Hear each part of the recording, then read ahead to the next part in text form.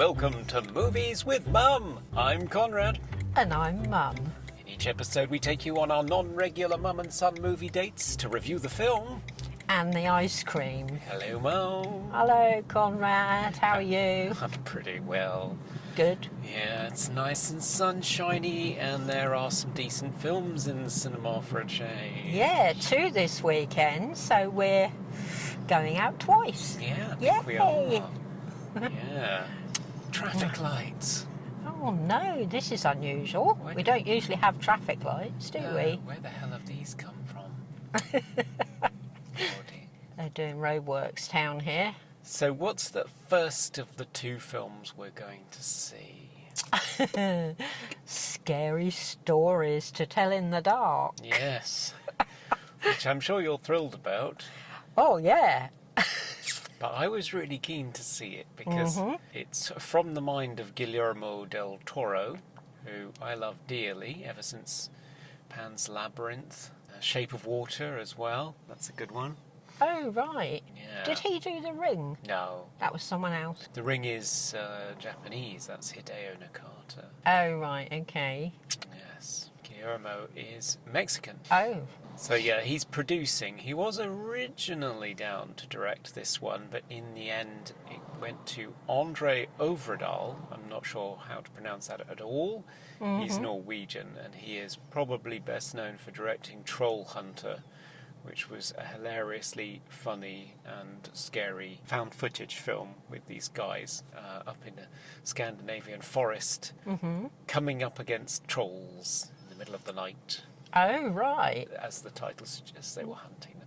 Yeah, so he hasn't really made a big splash. He made a film called The Autopsy of Jane Doe, which I watched, on Sky. Or was it Netflix? I think it was Netflix. But I thought that was rubbish. Oh. So, waiting to see what he makes of this. Now we have a cyclist who's completely blocking our view of Well, I traffic can see lights. it. Oh, It's good. still red at the moment. Okay.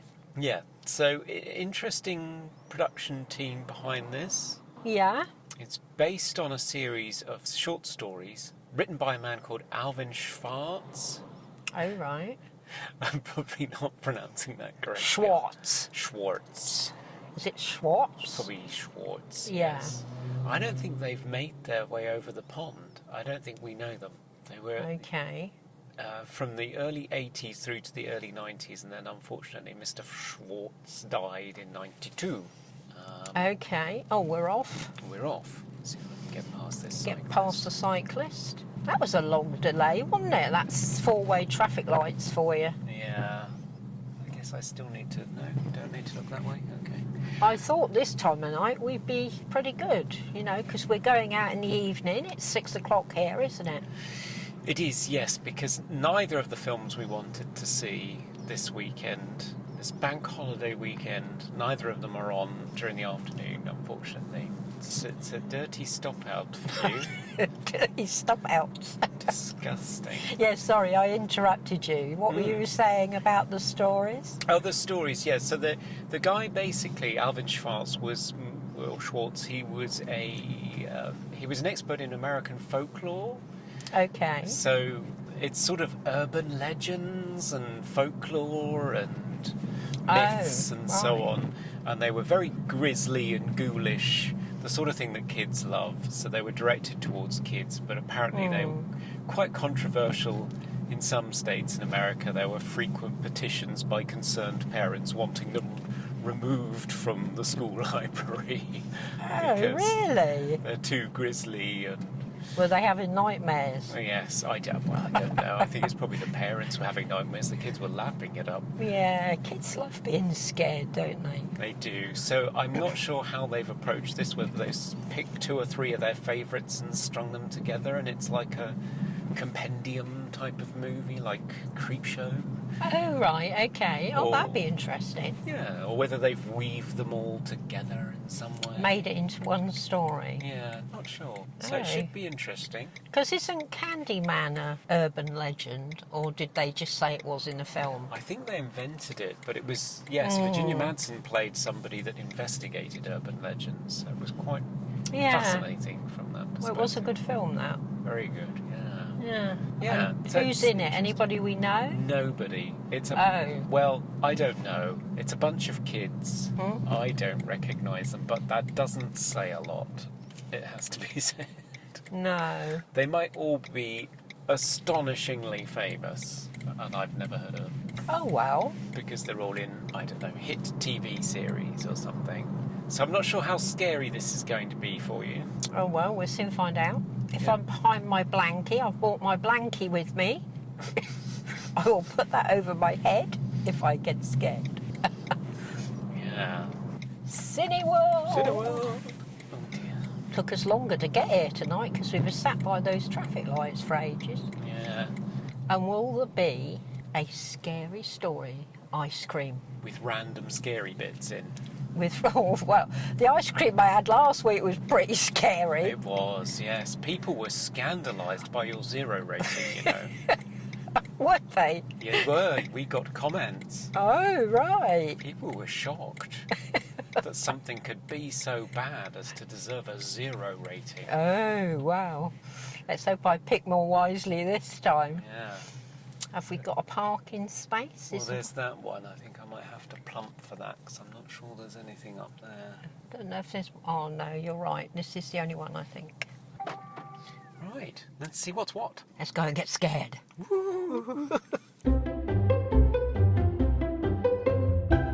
We have escaped from the scary movies to tell in the dark. And it is getting dark. It is. So what did you think of it, Conrad? I wasn't that impressed. Oh, really? Why? I didn't think it worked. Oh. There were a couple of sequences that I really liked. I mean, obviously, whenever you're dealing with a series of short, creepy stories, they always have a framing device to try to tie them all together into a full-length movie. Creepshow, it was the comic book, and there was a framing story that tied them together. Goosebumps, it was something to do with all of the stories escaping from the author's haunted mansion, if I remember rightly. Oh, right. And this one, it had creepy ghost girl who wrote stories because she had been wronged. But I don't know about you, I couldn't figure out what was going on. What was her backstory? Why was she getting back at other people by telling stories?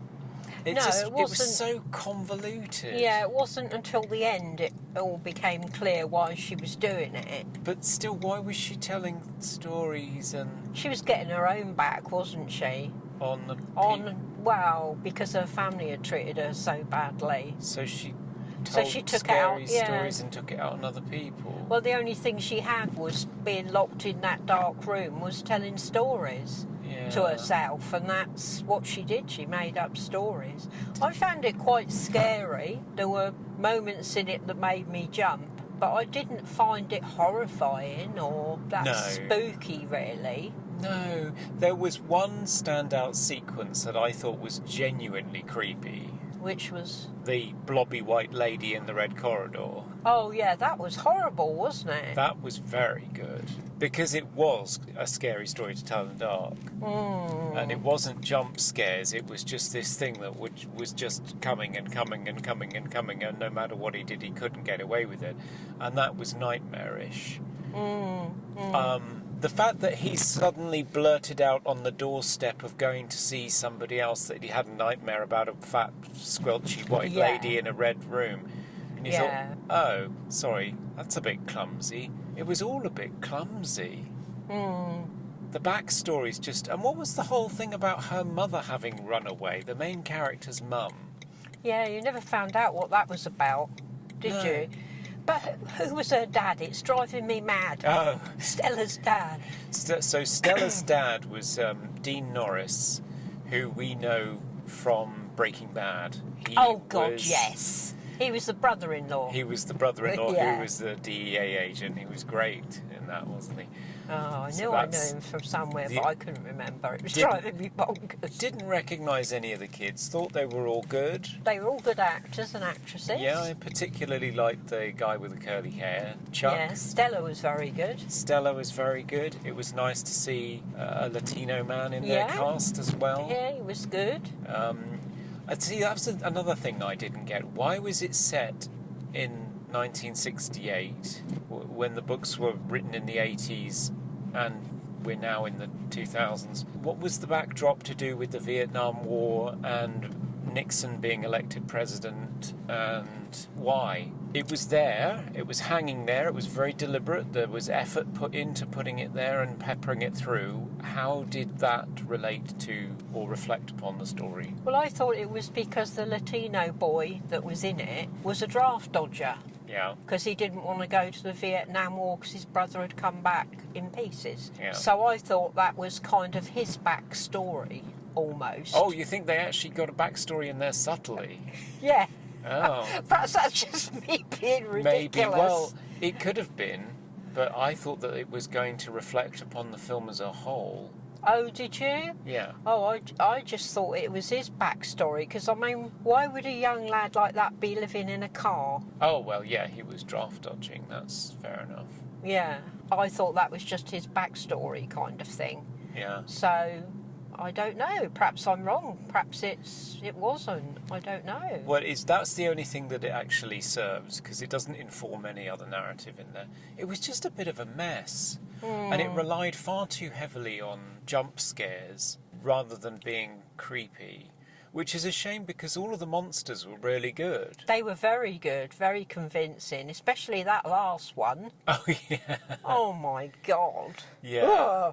It makes me shudder thinking about And it. that was actually quite wickedly funny, especially his first appearance. I thought that was quite fun. Yeah, and at least the dog didn't get killed. No dogs were harmed. Dog was good, actually. The dog was genuinely creepy. Second creepy dog in the film. There's another creepy moment in the film that reminded me of The Shining. When he was in the cupboard and then he suddenly saw something outside the cupboard doors that shouldn't have been there. Yeah. I thought that was very good, with that Doberman that was just stood there. Yeah, so there were moments, weren't there? There were moments that were genuinely creepy, which is what I was sort of wanting, but then a lot of the time it was just jump scares. And not very good ones, really. I didn't really jump once. I jumped with the scarecrow. The scarecrow was a good jump. Yes, I nearly went out of my seat. I was surprised you didn't notice, really, but I really jumped with that. But no, I wasn't scared at all. I just thought it was a really good story. It reminded me very much of Stephen King. Right. The type of thing he would write. So, no, I wasn't scared at all, but it was a good story. I liked it anyway. It was a bit of a What mess. would you give it out of 10 then? 5. 5? Yeah. How about you? I'd probably give it a bit more than that. I'd probably give it a 6, but, you know, it was all right. Not a classic. And what about the ice cream? Well, Ice cream! we both rather excitedly plumped for a new one. Coconut cake surprise. The coconut cakey wakey. I can't remember what the hell was it. Coconut cake surprise, yeah, something like that. Something like that. Because with fond memories of German coconut cake, we were very excited at the mention of coconut and cake. Wasn't, was it? No, wasn't very good, was it? Still wasn't very good, but... No, about a 4. Yeah, I think that's right. I would go the same. It was hovering on the edges of being sort of Cornish cream, Yeah. vanilla. Yeah, and the flavour. chocolate was a bit overpowering. It was a bit Nutella Yeah. chocolate, but otherwise, Yeah. yeah, not bad though. So yeah, not a great visit, but it was all right. It was all right. Yeah. Okay. Well, let's see how we get on Sunday. All right, see you next time. Bye for now.